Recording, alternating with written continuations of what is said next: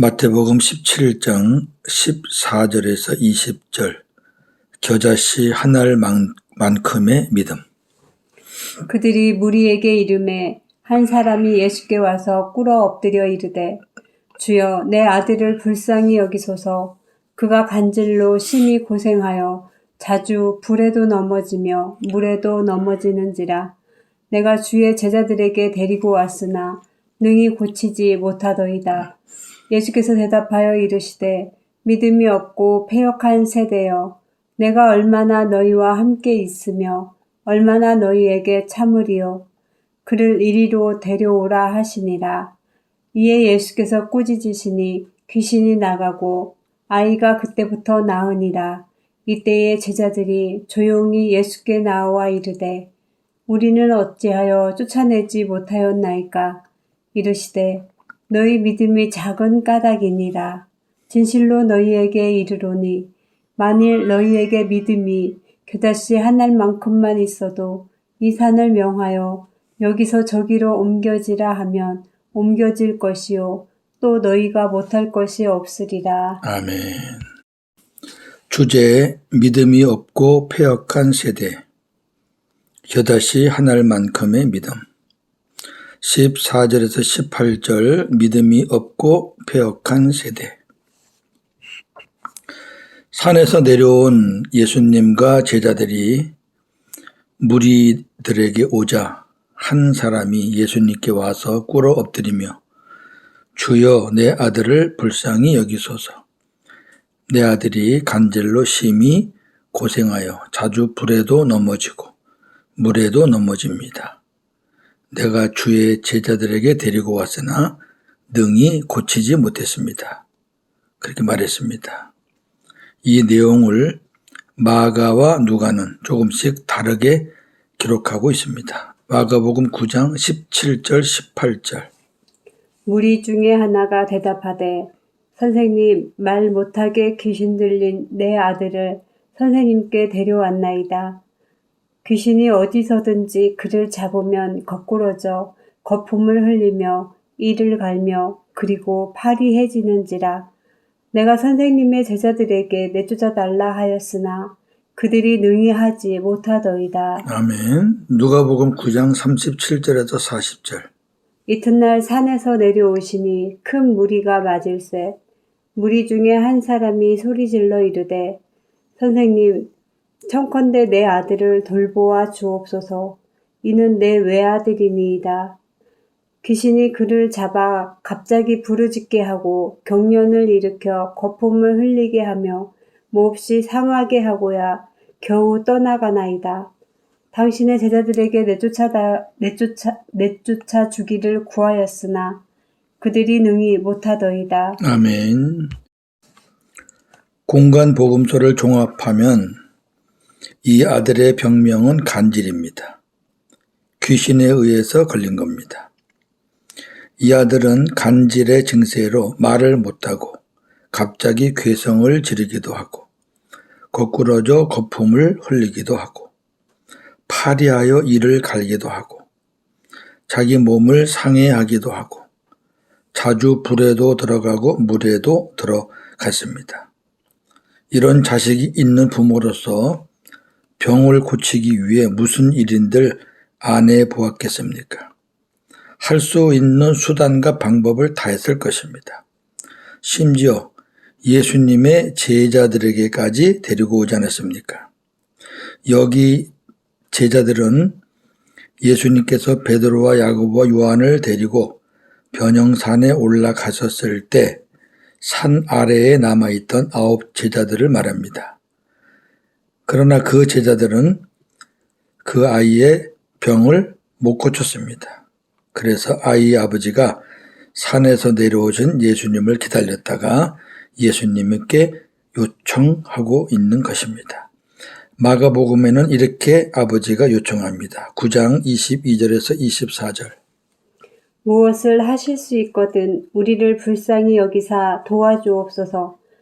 예수께서 이르시되 할 수 있거든이 무슨 말이냐. 믿는 자에게는 능히 하지 못할 일이 없느니라 하시니 곧 그 아이의 아버지가 소리질러 이르되 내가 믿나이다.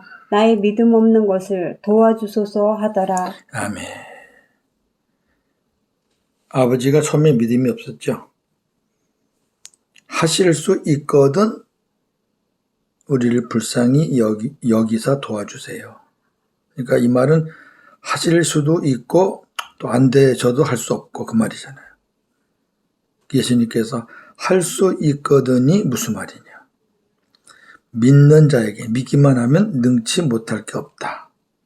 그러니까 그 말씀을 받고 아이 아버지가 내가 믿나이다. 나의 믿음 없는 것을 도와주소서. 그 순간에 믿음이 들어간 거죠. 믿음이 들어가니까 아이가 고쳐지는 거죠.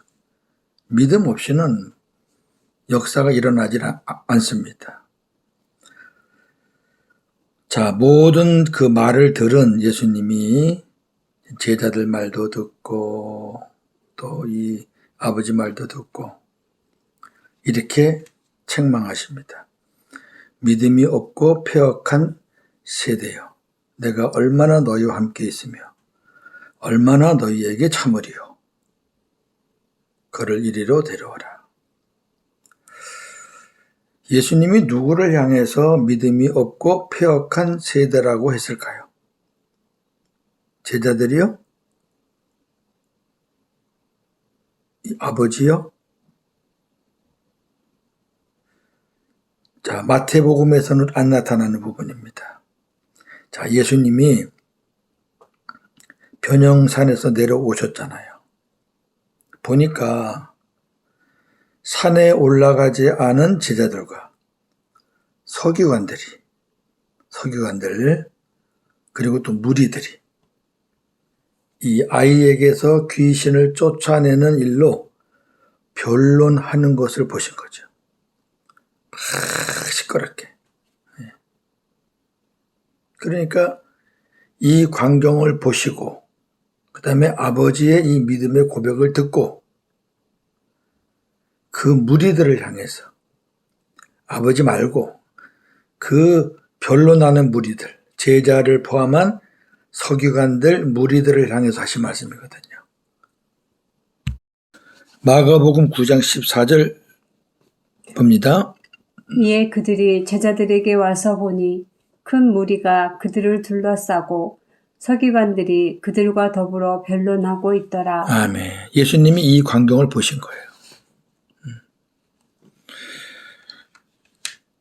그러니까 제자들 믿음도 약하니까 그들에게 당하고 있고 역사도 안 일어나고 그러는 거죠.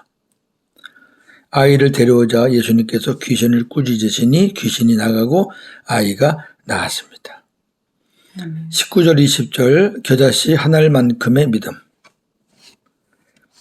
아이에게서 귀신이 나가자 제자들이 조용히 예수님께 나와서 이렇게 묻습니다. 우리는 어찌하여 귀신을 쫓아내지 못하였습니까? 그러자 예수님께서 너희 믿음이 작은 까닭이다. 진실로 너희에게 이르노니 만일 너희에게 믿음이 겨자씨 한 알만큼만 있어도 이 산을 명하여 여기서 저기로 옮겨지라 하면 옮겨질 것이요. 또 너희가 못할 것이 없을 것이다. 이렇게 말씀하셨습니다. 잘 보십시다. 겨자씨 한 알만큼의 믿음으로 명하면 산이 옮겨진다는 것이 무엇일까요? 나에게 겨자씨 한 알만큼의 믿음만 있으면 산을 옮길 수 있다는 것인가요? 옮겨보신 적 있나요? 아닙니다. 우리가 어떻게 산을 옮길 수 있겠습니까? 이 말씀은 내가 산을 옮긴다는 것이 아니라 옮겨진다 그랬잖아요. 네. 누군가에 의해서 옮겨진다고 그랬잖아요. 그러니까 내가 옮기는 게 아니라 하나님께서 우리의 믿음을 보시고 산을 옮겨주신다는 것입니다. 이 산이 뭐예요? 우리로서는 해결할 수 없는 엄청난 큰 문제들이죠. 예. 이걸 문자적으로 보시면 안 돼요.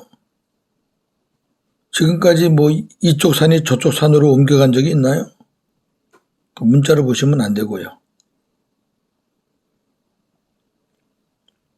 믿음은, 잘 보세요. 우리가 이쪽에 있는 산을 저쪽으로 옮기는 수단이 아닙니다. 믿음은 수단이 아니에요. 왜? 우리가 아니니까 믿음은. 주님의 믿음이니까. 주님이 주신 거고, 주님이 역사하는 믿음이고, 그 믿음은 하나님이 지금도 나와 함께 계시고 여전히 일하시는 것을 보는 것입니다. 그게 믿음입니다. 야, 하나님이 지금도 살아 계시구나, 하나님이 역사하시는구나, 하나님이 내 기도를 듣고 내 믿음을 보시고 일하시는구나, 이거를 보는 게 믿음이에요. 주님은 우리의 믿음을 보시고 산을 옮겨 주셨고, 지금도 옮겨 주시고 앞으로도 옮겨 주실 것입니다. 문제는 우리가 하나님의 일하시는 것을 믿음의 눈으로 보는 것입니다.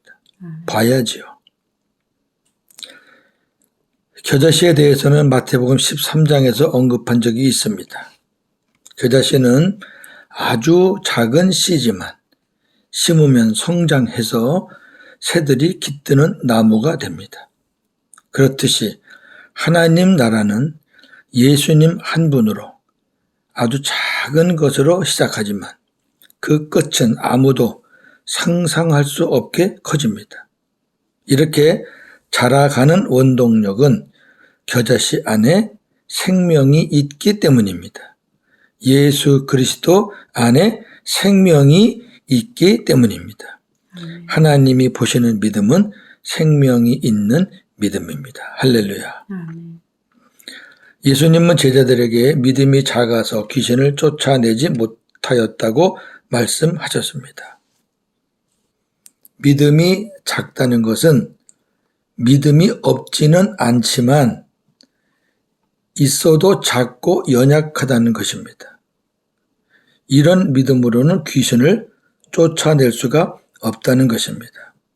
이어서 예수님은 겨자씨 하나만한 믿음만 있으면 산을 명하여 옮겨질 수 있고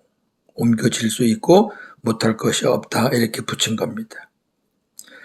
자, 여기서는 예수님이 믿음이 작아서 귀신을 쫓아내지 못했다 그랬는데 마가는 다르게 말하고 있습니다. 너희가 기도하지 않았기 때문이다, 이렇게 말하고 있습니다. 마가복음 9장 28절, 29절. 집에 들어가심에 제자들이 조용히 묻자오되 우리는 어찌하여 능히 그 귀신을 쫓아내지 못하였나이까?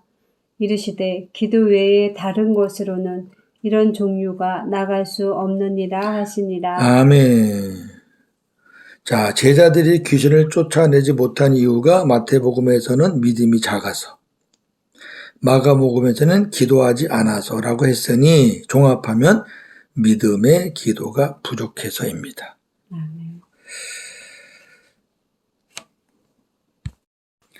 정리합니다. 오늘날 교회와 성도들의 가장 심각한 문제는 돈이 아닙니다. 돈이 없어서 못해요. 돈이 있으면 예배당도 짓고 또 뭣도 짓고 뭣도 하고 할 텐데 돈이 없어서 못해요. 아닙니다. 복음의 능력이 없다는 것입니다. 건물은 있는데, 교인들은 있는데 복음의 능력이 없어요. 사도 베드로는 성령을 받은 후 예수 그리스도의 이름으로 나면서부터 안전병이 된 사람을 일으켰습니다. 사도행전 3장 6절 8절. 베드로가 이르되 은과 금은 내게 없거니와 내게 있는 이것을 네게 주노니 나사렛 예수 그리스도의 이름으로 일어나 걸으라 하고 오른손을 잡아 일으키니 발과 발목이 곧 힘을 얻고 뛰어서서 걸으며 그들과 함께 성전으로 들어가면서 걷기도 하고 뛰기도 하며 하나님을 찬송하니. 아멘. 금과 은은 내게 없지만 내게 있는 이것으로 너에게 주노니 나사렛 예수 그리스도 이름으로 일어나 걸어라. 교회와 성도들의 능력은 은과 금이 아니라 예수 그리스도의 일하심이 나타나는 것입니다. 아멘. 복음의 능력, 즉 주님의 일하심이 나타나지 않는 교회는 세상을 변화시킬 수 없습니다.